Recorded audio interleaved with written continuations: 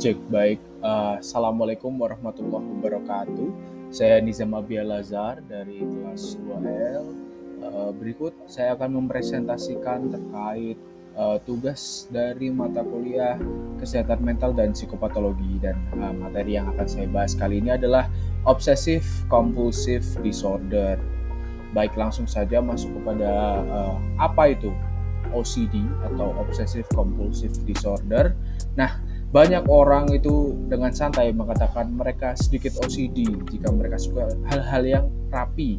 Jadi suka kerapian dikit bilang OCD. Nah, namun sesungguhnya OCD itu jauh lebih dari sekedar preferensi untuk keteraturan. Jadi bukan cuma suka rapi gitu.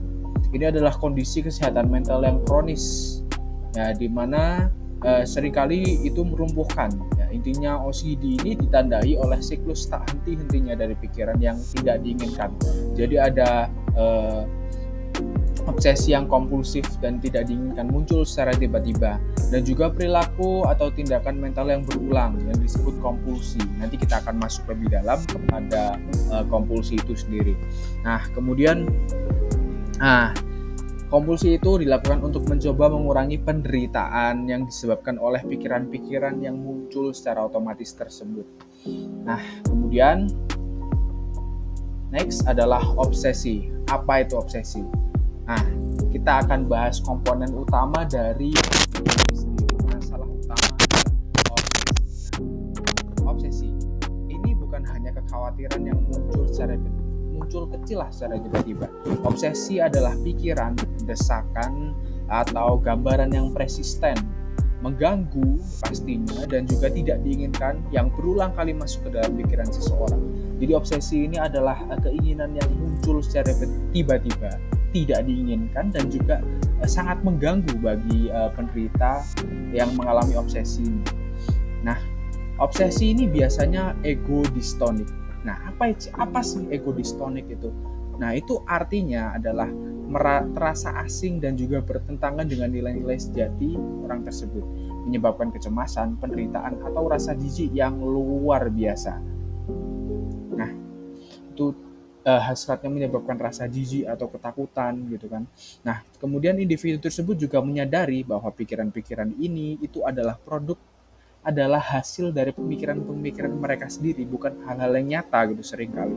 Nah, tapi mereka yang mengerikan itu adalah mereka tidak kuasa untuk menghentikan kapan obsesi ini bisa muncul atau seberapa lama, seperti itu.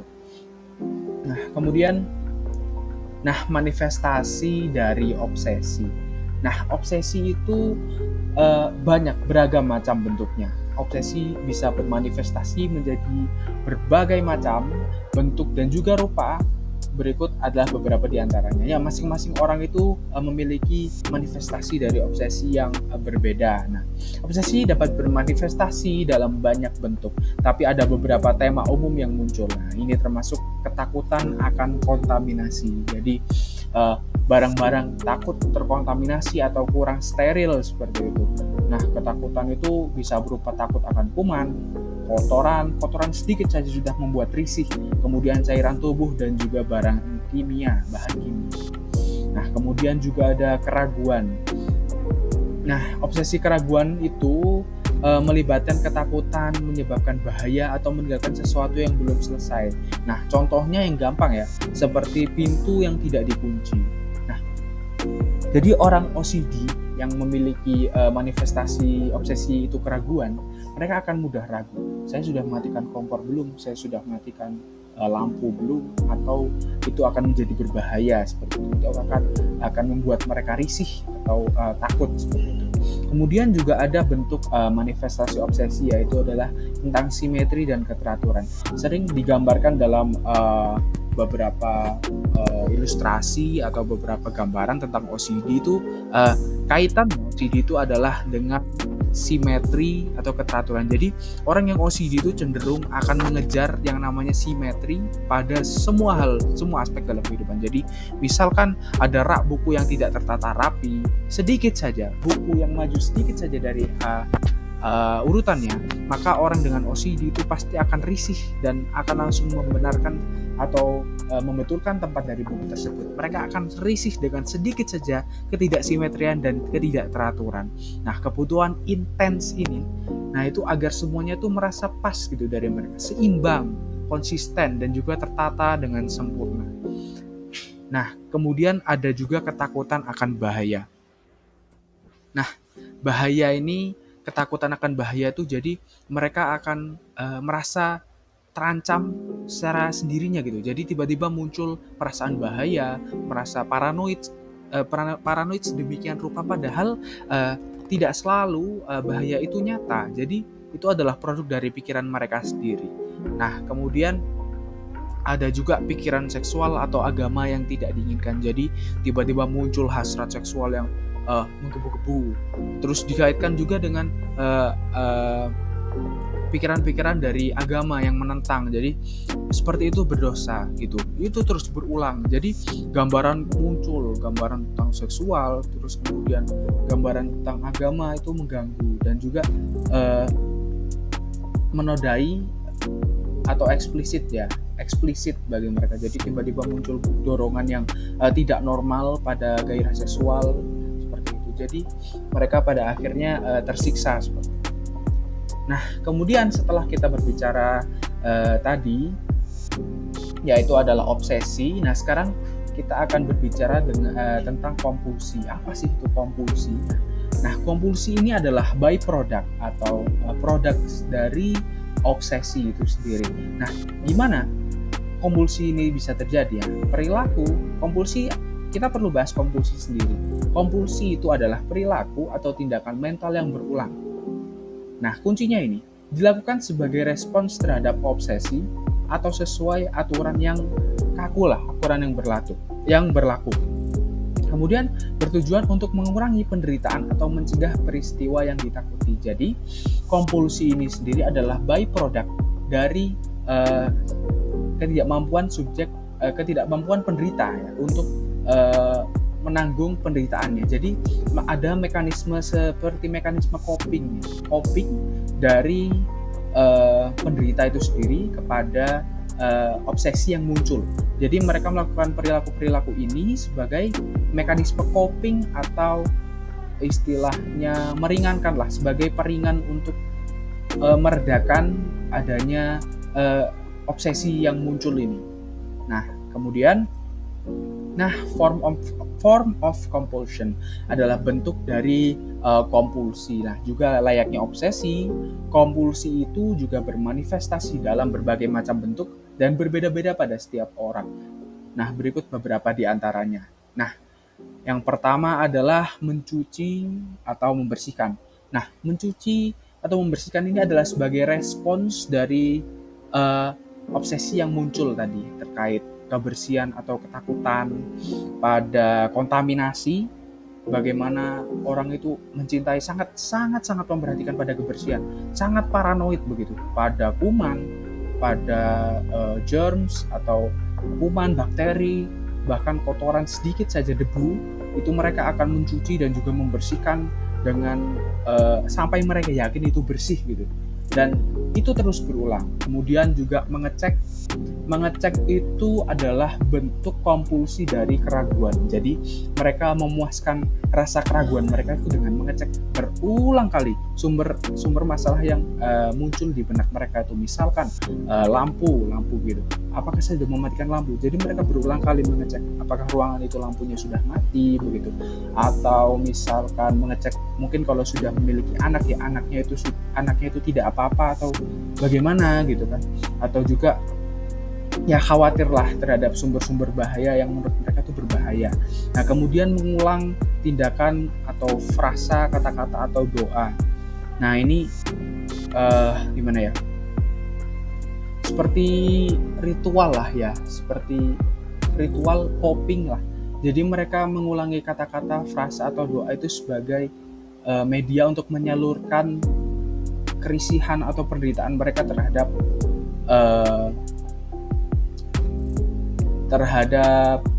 impulsi tadi ya yang muncul, atau obsesi yang muncul tadi. Mereka mengulangi kata-kata, frasa atau doa untuk sebagai metode coping untuk kompulsi yang muncul.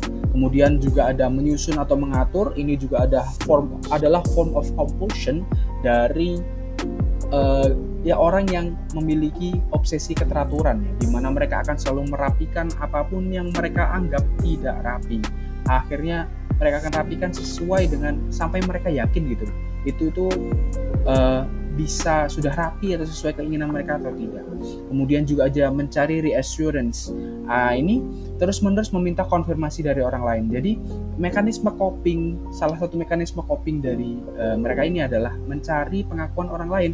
Apakah saya sudah cukup, sudah aman, apakah sudah bersih, seperti itu. Jadi selalu mencari pengakuan dari orang lain agar mereka tuh yakin gitu, agar tidak merasa khawatir. Kemudian juga ada menghitung benda, langkah, atau tindakan dalam pola tertentu. Ini adalah mencari keteraturan, mencari keamanan. Jadi mereka menghitung secara pasti apa yang seharusnya tidak perlu dihitung, seperti itu. Mungkin adalah jumlah buku yang tertata rapi. Mereka akan hitung sedemikian rupa sampai mereka yakin bahwa itu sudah sesuai dengan keinginan mereka, bisa memuaskan obsesi yang muncul. Nah, seperti itu adalah form of compulsion atau juga bentuk dari kompulsi itu sendiri. Kemudian, yang paling mengerikan dari OCD ini adalah adanya lingkaran dari OCD itu. Bagaimana sih? Kenapa? Bagaimana bisa ada lingkaran dalam OCD? Nah, OCD awalnya diawali oleh obsesi yang muncul. Nah, obsesi ini muncul seperti tadi, obsesi akan kebersihan. Nah, obsesi akan menghasilkan anxiety atau kekhawatiran. Nah, kecemasan, kekhawatiran. Nah, kekhawatiran ini akan menyebabkan kompulsi. Kompulsi itu adalah acts atau tindakan di mana kita akan merelief atau coping dari anxiety yang muncul. Nah, setelah kita melakukan form of compulsion atau bentuk dari kompulsi tadi, kita akan merasakan a brief relief atau ketenangan yang sementara gitu. Jadi sudah merasa aman, sudah merasa tenang. Nah, ini akan berulang kembali kepada obsesi, di mana obsesi yang baru akan muncul menggantikan rasa aman yang sudah kita rasakan. Jadi semakin kita melakukan kompulsi, semakin besar juga obsesi yang muncul. Inilah bahayanya. Kenapa OCD itu bisa bertambah parah atau bisa berulang secara terus-menerus. Nah, kemudian, ini impacts of OCD atau dampak pada kehidupan kita sehari-hari. Ya, OCD itu menyebabkan penderitaan yang mendalam. Kenapa? Yang pertama, OCD itu memakan waktu. Nah, ini adalah salah satu resource manusia yang paling berharga, yaitu adalah waktu. Waktu sendiri, manusia itu memiliki waktu yang terbatas. Nah, OCD ini dia demi memuaskan obsesi, dia akan melakukan kompulsi dalam waktu yang tidak sedikit. Jadi dia akan menghabiskan waktu berjam-jam setiap hari untuk memuaskan obsesi yang muncul. Dia akan melakukan kompulsi itu, form of compulsion, dalam bentuk bagaimanapun yang bisa memuaskan adanya obsesi yang muncul tadi, seperti lama sekali membersihkan rumah, padahal rumahnya sudah bersih aslinya. Kemudian juga melumpuhkan, mengganggu pekerjaan, sekolah, dan juga hubungan. Tentu saja ketika dia menghabiskan waktu sebagian besar waktunya untuk memuaskan obsesi yang muncul, tentu saja itu akan melumpuhkan aktivitasnya, melumpuhkan produktivitas para penderita. Kemudian yang paling jelas adalah penderitaan.